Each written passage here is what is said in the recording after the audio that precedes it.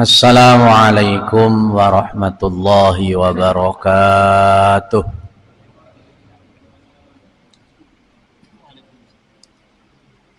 Alhamdulillahilladzi ja'ala ramadhana syahram mubaraka wa farada alaina as-siyama li ajli taqwa. Asyhadu an la ilaha illallah wahdahu la syarika lahu fala mumatsila wa asyhadu anna sayyidana Muhammadan nabiyyan wa rasula. Allahumma salli wa sallim wa barik ala sayyidina Muhammadinil mujtaba wa ala alihi wa ashabihi ahli sidqi wal wafa. Qala Allah ta'ala fi kitabihil karim wa huwa asdaqul qailin. A'udzu billahi minasy syaithanir rajim. Bismillahirrahmanirrahim. Wa idza sa'alaka 'ibadi 'anni fa inni qarib ujibu da'watad da'i idza da'an falyastajibu li wal yu'minu bi la'allahum. Shadaqallahul 'azim wa sadaqa rasuluhun nabiyul habibul karim wa nahnu ala dhalika minasyahidina wasyakirin walhamdulillahi rabbil alamin. Jamaah salat maghrib Masjid Jami'at Taqwa yang sama-sama dimuliakan dan dirahmati oleh Allah Subhanahu wa ta'ala. Sebelum saya menyampaikan tausiah atau kajian pada kesempatan malam hari ini bertepatan dengan tanggal 25 Sya'ban 1445 Hijriah, marilah terlebih dahulu kita bersama-sama memanjatkan puja dan puji serta rasa syukur kita kehadirat ilahi Rabbi Rabbil Alamin, Allah Subhanahu wa ta'ala yang tak henti-hentinya melimpah curahkan berbagai nikmatnya kepada kita sekalian, baik nikmat masih ditetapkan dan dikuatkannya Islam, iman dan ihsan kita, nikmat sehat jasmani dan rohani kita, serta nikmat yang tak kalah pentingnya yaitu nikmat masih disampaikannya umur kita, sehingga sampai dengan malam hari ini alhamdulillah kita masih bisa melaksanakan aktivitas, rutinitas dan juga kewajiban kita sebagai muslimin, baik melaksanakan sholat maghrib yang alhamdulillah telah kita laksanakan dengan berjamaah, maupun kewajiban untuk melaksanakan thalabul ilmi sebagai syarat diterimanya ibadah-ibadah kita, dengan harapan mudah-mudahan dengan kita istiqomah menjalankan kewajiban thalabul ilmi ini, dosa-dosa dan kesalahan-kesalahan kita semua diampuni oleh Allah Subhanahu wa ta'ala, dan mudah-mudahan langkah kaki dan niat kita dari rumah untuk sama-sama hadir di majelis ini kelak akan menjadi wasilah dimudahkannya langkah kita semua masuk ke dalam surga. Amin ya rabbal alamin. Salawat teriring salam marilah sama-sama kita sampaikan kepada uswah hasanah kita, yaitu baginda Rasulullah sallallahu alaihi wasallam, berikut para keluarga, para sahabat, para pengikut dan juga umatnya ila yaumil qiyamah. Jamaah Masjid Jami At-Taqwa yang dirahmati oleh Allah Subhanahu wa taala, tidak terasa tinggal hitungan beberapa hari lagi kita akan sama-sama menyambut datangnya tamu penting, tamu istimewa, tamu yang sudah lama kita nanti dan kita rindukan kehadirannya. Bahkan setiap kita yang beriman sudah pasti berharap dan berkeinginan agar kita masih bisa ketemu Ramadan tahun ini dan Ramadan setelahnya.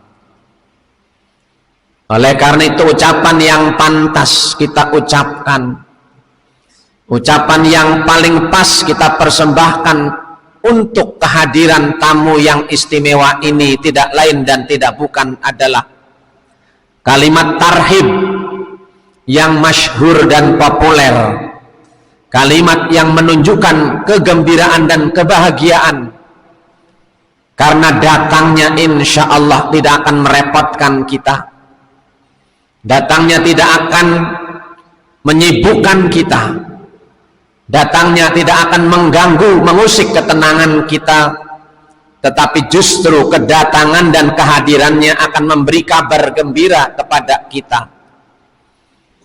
Itulah datangnya bulan suci Ramadan. Maka ucapan yang tepat kata para ulama bukan ahlan wa sahlan ya Ramadan, melainkan marhaban ya Ramadan. Walaupun maknanya baik ahlan wa sahlan maupun marhaban itu sama, selamat datang, tetapi para ulama secara khusus menggunakan kalimat tarhib untuk Ramadan dengan istilah marhaban, yang berasal dari kata rahaba yurahibu tarhiban, yang arti secara bahasanya adalah luas dan lapang. Apa yang luas dan apa yang lapang? Yang luas adalah hati kita, yang lapang adalah dada kita. Dengan kata lain, datangnya Ramadan akan kita sambut dengan hati kita yang luas dan lapang, sehingga apapun yang ada di bulan Ramadan yang akan masuk ke hati kita, ke dada kita, kita terima semua dengan lapang dada, ikhlas. Itu sebagai bentuk rasa kegembiraan kita, rasa syukur kita, karena kita masih bisa bertemu dengan Ramadan. Karena tidak semua orang yang walaupun kepingin bertemu tidak bisa bertemu. Tak ubahnya ketika kita dikunjungi oleh pejabat, oleh gubernur, oleh wali kota umpamanya, maka semua orang mungkin kepingin berdampingan, duduk bersamaan, bahkan bisa kalau bisa berjabatan tangan. Maka rasanya tidak mungkin semua penduduk, semua warga bisa menyalami, bahkan bisa berdampingan dengan pejabat tersebut. Hanya orang-orang tertentu saja mungkin yang bisa berdampingan, bahkan berjabatan tangan. Oleh karena itu Rasulullah SAW mengisyaratkan, walaupun sebagian para ulama mengatakan bahwa hadis ini dhaif, lemah, tapi kalau kita untuk jadikan rujukan sebagai fadhailul a'mal, keutamaan dalam beramal kita, dan kalau kita kaji maknanya secara mendalam, hadis ini tidak ada salahnya. Apa bunyi hadisnya? Man fariha bidukhuli ramadhana harramallahu jasadahu 'alan niron. Siapa yang senang, siapa yang gembira dengan datangnya bulan suci Ramadan, maka Allah haramkan tubuhnya tersentuh oleh api neraka. Senang, yang senang itu pasti hanya orang yang beriman.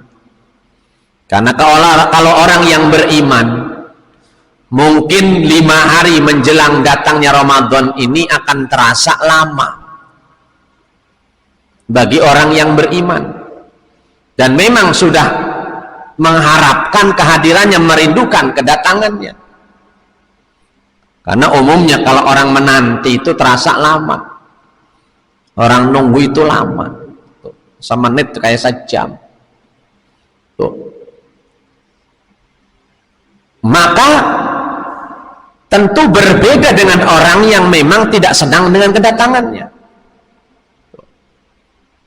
Maka akan terasa begitu cepat datangnya Ramadan ini. Bahkan mereka sudah banyak menggerutu. Wah, Ramadan 5 hari lagi, berarti makan siang 5 hari lagi. Jadi seolah-olah kehadirannya itu mengganggu dengan ucapan seperti itu. Maka kalau kita artikan makna siapa yang senang dan gembira dengan datangnya bulan Ramadan, Allah aramkan tubuhnya tersentuh oleh api neraka, itu bagi orang yang memang sudah siap. Karena senang dengan datangnya Ramadan, maka biasanya orang yang senang itu akan rela mengorbankan apapun demi yang disenangi. Kalau kita akan kedatangan tamu istimewa, bisa jadi kita sudah persiapkan sedini mungkin, karena kita tidak ingin mengecewakan tamu yang akan kita sambut kedatangannya. Maka kita persiapkan biaya kita, waktu kita, tenaga kita, pikiran kita, demi untuk menyenangkan tamu, demi untuk menjamu tamu istimewa tersebut. Apalagi yang datang ini adalah Ramadan yang akan memberi kabar gembira kepada kita bahwa 10 pertamanya adalah rahmah, kasih sayang dari Allah. 10 yang keduanya adalah maghfirah, ampunan dari Allah. 10 yang ketiganya itkun minan nar, kabar gembira bahwa kita akan dibebaskan dari api neraka. Ini tentu tidak ada di bulan yang lain kabar gembira seperti ini. Oleh karena itu pantas sahabat-sahabat Nabi dulu ketika hendak berpisah dengan Ramadan, di 10 akhir Ramadan, terutama di malam-malam ganjil, para sahabat Nabi dulu seolah-olah tidak mau berpisah dengan Ramadan. Mereka rela melek semalam suntuk sampai pagi karena saking tidak ingin berpisahnya dengan bulan Ramadan. Mereka menangis, khusyuk berdoa kepada Allah karena sekali lagi mereka tidak mau berpisah dengan bulan Ramadan. Maka Rasulullah Sallallahu Alaihi Wasallam pun mengingatkan dalam sebuah hadis, "Lau ta'lamu ummati ma fi Ramadan." Seandainya umatku mengetahui ada apa rahasia di balik keistimewaan bulan Ramadan, la tamannau an takuna sanatu kulluha Ramadan. Niscaya umatku semua berharap, berkeinginan bahwa semua bulan namanya Ramadan. Gak usah ada bulan yang lain, udah Ramadan aja semuanya. Gak usah ada Rabiul Awal, gak usah ada Safar, semua Ramadan saja. Itu kembali seandainya kita tahu. Maka berhubung kita tidak mengetahui semua rahasia di balik keistimewaan bulan Ramadan, maka kita nggak ingin Pak semua bulan Ramadan. Kalau semua bulan namanya Ramadan, kapan saya nikahin anak saya? Kapan saya mengadakan resepsinya?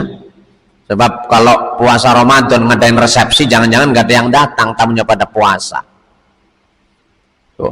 Kalau semua bulan namanya Ramadan, kapan saya pergi haji, naik haji? Padahal udah daftar saya hajinya. Tuh. Tetapi setidaknya apa yang diisyaratkan oleh Rasulullah ini cukup bagi kita orang yang beriman, sekali lagi, untuk kita tidak menyia-nyiakan kesempatan, baik setiap jamnya, menitnya, detiknya dari bulan Ramadan, karena memang yang ada di bulan Ramadan itu adalah hal-hal yang luar biasa. Apa yang disyaratkan oleh Rasulullah? Ada 4 poin saja yang Rasulullah beberkan bahwa rahasia di balik bulan Ramadan itu. Yang pertama kata Nabi, li annal hasanati fihi mujtami'atun, karena sesungguhnya kebaikan di bulan Ramadan itu dilipat gandakan pahalanya, dikumpulkan. Bahkan Allah memerintahkan kepada para malaikat apabila datang bulan Ramadan, ya malaikatu, ai malaikat-malaikatku, catat kebaikan umat Nabi Muhammad, lipat gandakan pahalanya. Maka amalan sunnah di bulan Ramadan pahalanya amalan wajib. Bagaimana wajibnya? Yang sunnah pahalanya pahala sholat wajib. Bahkan tidurnya orang puasa di bulan Ramadan itu juga sudah termasuk ibadah. Itu tidurnya. Apalagi baca Qur'annya, apalagi zikirnya, apalagi bekerja cari nafkah untuk keluarganya, itu lebih-lebih lagi ibadah. Dan yang luar biasa di bulan Ramadan ini kata Allah, malaikat jangan catat kesalahan, kejelekan umat Nabi Muhammad. Kebaikan dilipat gandakan, kesalahannya justru tidak dicatat. Ini hanya ada di bulan Ramadan. Kok bisa? Karena tidak akan terlintas bagi orang yang beriman dan benar puasanya untuk berbuat kesalahan. Kenapa? Karena puasa itu adalah tujuannya untuk mengendalikan hawa nafsu, menghancurkan hawa nafsu. Karena apa? Karena kata Allah dalam hadis qudsi, as-saumu li wa ana ajzi bihi. Puasa itu khusus ibadah untukku dan aku yang akan membalasnya.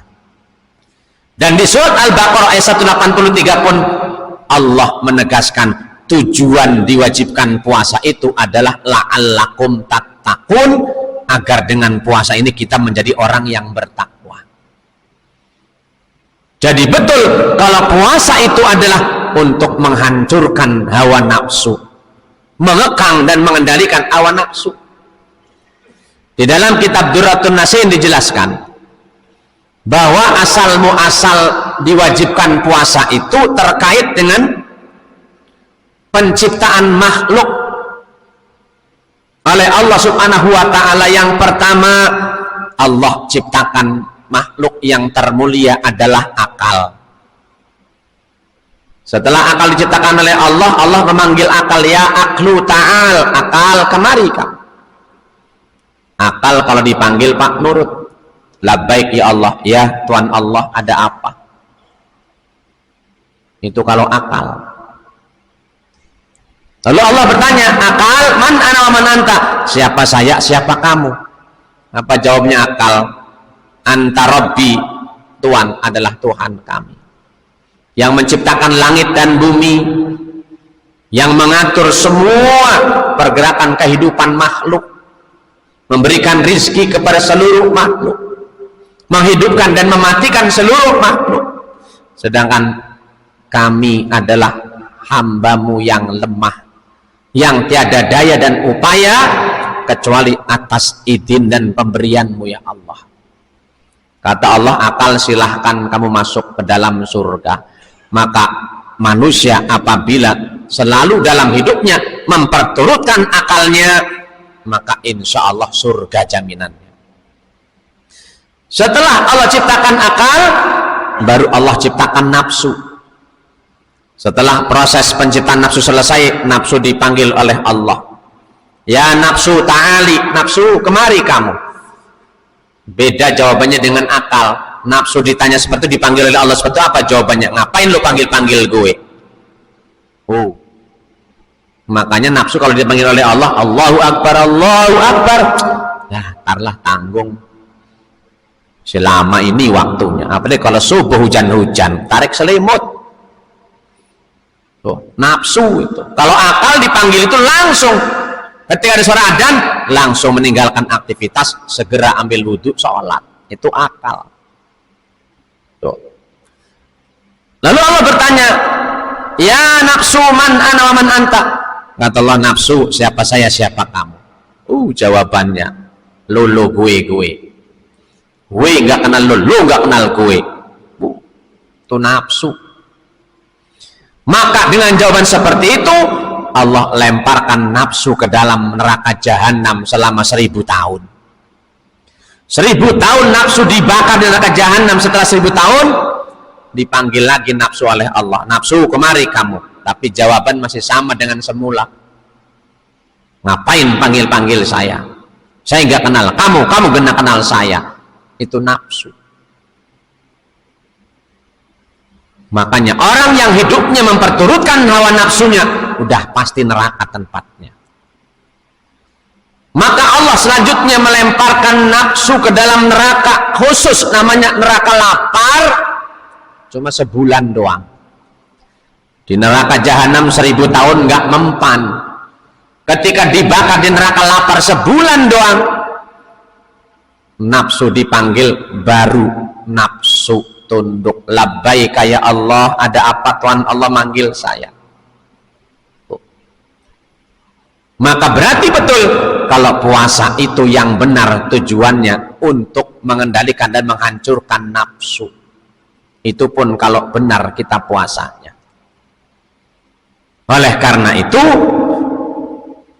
betul kalau Allah mewajibkan puasa kepada kita orang beriman agar kita menjadi orang yang bertakwa.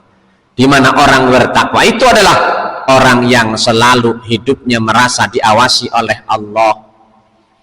Orang yang selalu merasa hadirnya Allah dalam kehidupannya, sehingga apapun yang akan dilakukan dan dikerjakan, dia akan bertanya pada hatinya, Allah ridho atau tidak dengan apa yang saya kerjakan.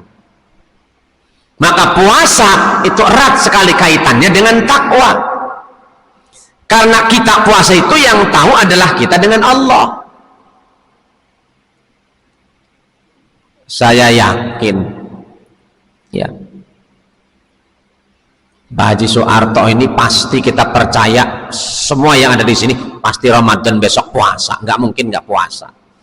Udah haji, Islamnya kuat, ibadahnya rajin. Kita semua percaya beliau puasa, tapi kita nggak tahu.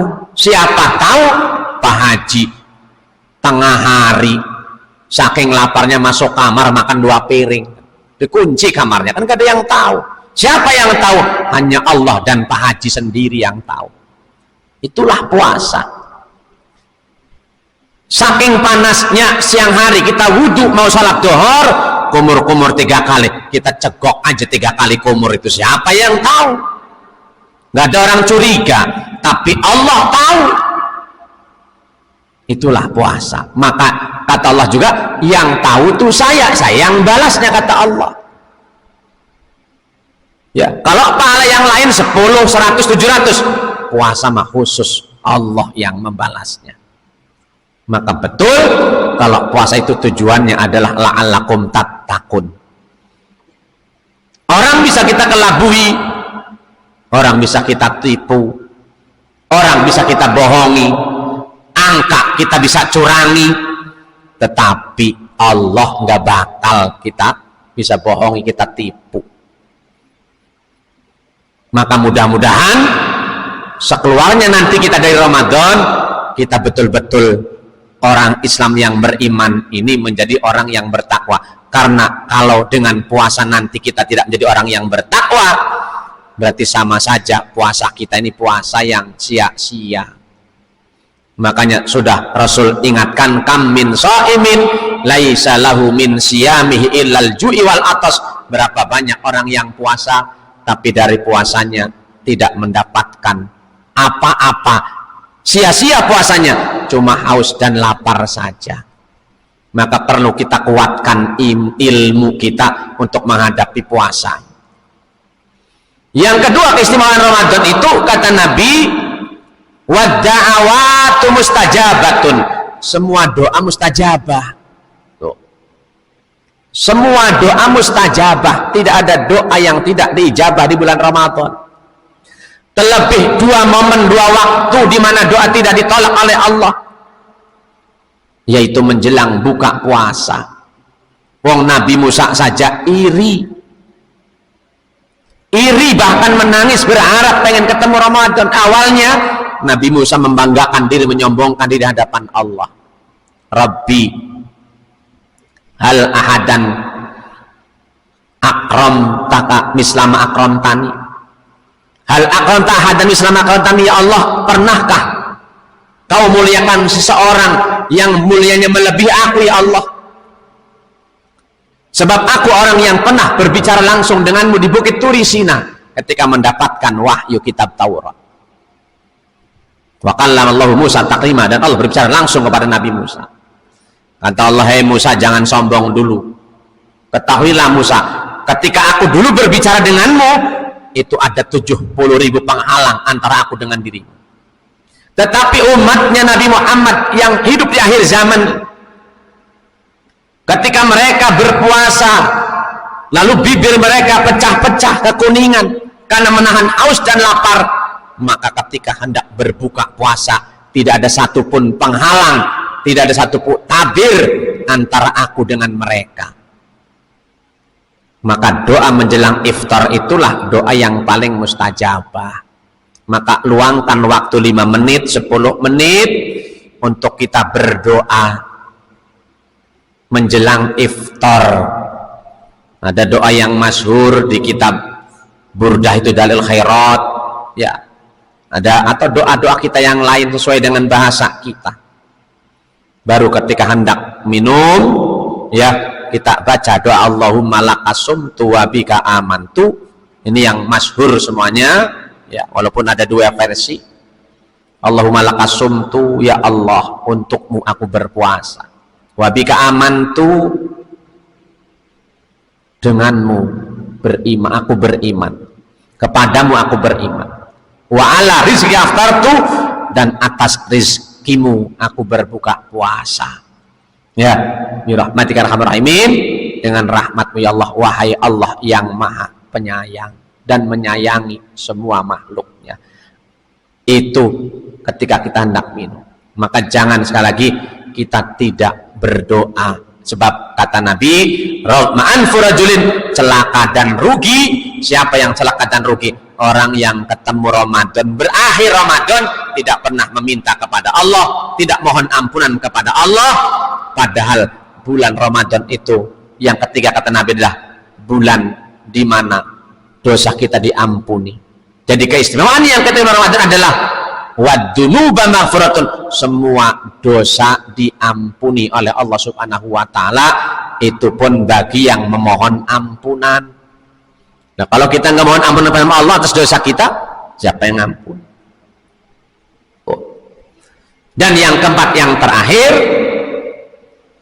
keistimewaan bulan Ramadan yang hanya diberitakan oleh Rasulullah, 4 ini saja adalah wal jannata mustaqatul lahum, surga sangat merindukan kita di bulan Ramadan. Kayaknya 4 ini juga sudah luar biasa, apalagi kalau yang lain diberitahukan, ya. Seperti halnya apa? Nabi hanya mengisyaratkan rakaataini qoblal fajri, 2 rakaat sebelum sholat subuh lebih baik daripada dunia dan isi itu baru 2 rakaat sebelum subuh doang, apalagi sholat subuhnya. Nabi pun mengisyaratkan, lau ta'lamu ummati, seandainya umatku mengetahui sebesar apa pahala sholat subuh berjamaah di masjid, niscaya mereka akan datang secara merangkak. Ya, makanya nggak ada kan yang datang sholat subuh merangkak, karena tidak dikasih tahu semua sebesar apa, hanya dikasih tahu siapa yang sholat subuh berjamaah maka sama dengan sholat semalam suntuk. Sanggup tak Pak sholat semalam suntuk? Nah, itu hanya disahkan seperti itu saja. Betul, bisa jadi kalau kita tahu sebesar apa sholat berjamaah subuh di masjid, ya mungkin kita benar datangnya merangkak kalau tahu. Tapi karena tidak tahu, lah ngapain? Seperti itu, ya. Terlebih surga rindu dengan kita 4 orang. 1 yang baca Quran bulan Ramadan, yang menjaga lisan di bulan Ramadan, yang memberi makan orang yang lapar di bulan Ramadan, dan yang keempat orang yang berpuasa bulan Ramadan. Mari kita berlomba-lomba, ya, satu, perbanyak baca Quran di bulan Ramadan. Ini amalan yang paling utama, apalagi sampai kita merenungi maknanya, mentadabburi.